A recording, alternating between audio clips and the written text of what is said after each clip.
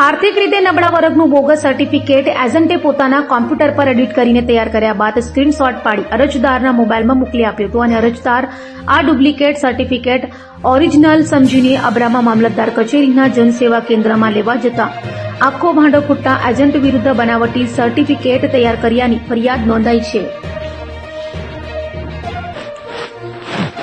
મોટા વરાછા સુદામા ચોકમાં અબ્રામા મામલતદાર કચેરીના જનસેવા કેન્દ્રમાંથી આર્થિક રીતે નબળા વર્ગ એટલે કે ઈડબ્લ્યુએસનું સર્ટિફિકેટ મેળવવા માટે હુસેન અહમદ બાગીએ 14/11/2025ના રોજ ઓનલાઈન અરજી કર્યાની સાથે જ પુરાવા પર રજૂ કર્યા હતા.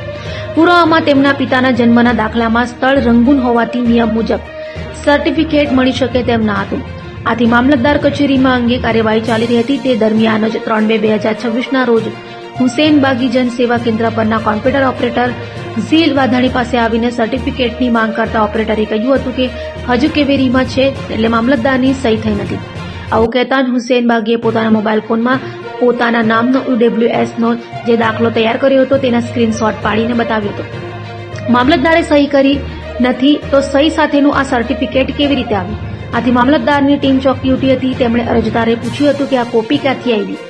તો એમણે એજન્ટ નિકુંજ ભુવાએ આપ્યું હોવાનું કહેતા એજન્ટને બોલાવ્યો હતો. એજન્ટની મૌખિક પૂછપરછ કરતા ટેટ પરીક્ષા માટે આવું જ એક જ સર્ટિફિકેટ અત્રેની કચેરીમાંથી ઇસ્યુ થયું હતું.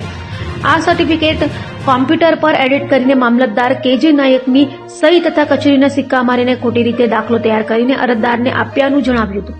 આથી મામલતદારે ડેપ્યુટી મામલતદાર હિરેન પટેલને એજન્ટ વિરુદ્ધ ફરિયાદ દાખલ કરવા માટે અધિકૃત કરતા ઉત્તરાયણ પોલીસ સ્ટેશનમાં ગેરકાયદે સર્ટિફિકેટ બનાવ્યાની પોલીસ એજન્ટ વિરુદ્ધ ફરિયાદ દાખલ કરી છે.